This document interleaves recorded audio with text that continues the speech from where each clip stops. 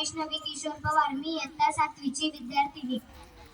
लखलख चमचम धडपत होती शिवबांची तलवार. लखलख चमचम धडपत होती शिवबांची तलवार. महाराष्ट्राला घडविणारे तेच खरे एक शिल्पकार. महाराष्ट्राला घडविणारे तेच खरे एक शिल्पकार. सन्माननीय व्यासपीठ, वंदनीय गुरुजन वर्ग आणि येथे उपस्थित माझ्या मित्रमैत्रिणींनो, सर्वांना माझा नमस्कार. आज मी येथे अशा महान व्यक्तीबद्दल बोलणार आहे ज्यांचा मला तुम्हालाच नाही तर संपूर्ण देशाला अभिमान आहे. ते म्हणजे छत्रपती शिवाजी राजे भोसले होय. सर्वप्रथम ज्यांनी महाराष्ट्राच्या भूमीवर भगवा फडकविला त्या राजे शिवछत्रपतींना माझा मानाचा मुजरा, मानाचा मुजरा.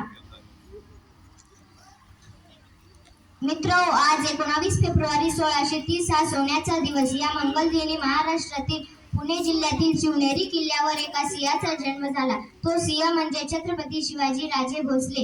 ते शहाजी राजे भोसले व जिजाऊंचे पुत्र होते. शिवराय लहानपणापासून अत्यंत हुशार व कुशाग्र बुद्धीचे होते. माता जिजाऊंनी त्यांना उत्तम संस्कार व शिकवण दिली, तर वडील शहाजी राजांकडून त्यांना शौर्याचा वारसा मिळाला. राजमाता जिजाऊंनी बालवयातच त्यांना ज्ञान, चातुर्य, पराक्रम, प्रजादक्षता अशा सद्गुणांचे बाळ कडू दिले. दादोजी कोंडदेव यांनी शिवरायांना युद्ध कौशल्य व नीतिशास्त्र शिकवले. माता जिजाऊ शिवरायांना म्हणत असत की शिवबा, आपला जन्म रयतेला गुलामगिरीतून मुक्त करण्यासाठी झाला आहे, त्यासाठी आपण स्वराज्य निर्माण करा. माता जिजाऊंचे स्वप्न पूर्ण करण्यासाठी शिवरायांनी मावळ्यांसोबत रायरेश्वराच्या मंदिरात जाऊन गुलामगिरी मुक्त करून स्वराज्य स्थापना करण्याची प्रतिज्ञा केली व तोरणा किल्ला जिंकून स्वराज्याचे तोरण बांधले. त्यांनी गणवी कावा व दृढ इच्छाशक्तीच्या जोरावर अनेक किल्ले जिंकले. 6 जून 1674 रोजी शिवरायांचा राज्याभिषेक करण्यात आला. न्यायप्रिय राजा मिळाला. 3 एप्रिल 1680 मध्ये आपल्या राजांची प्राणज्योत मालवली.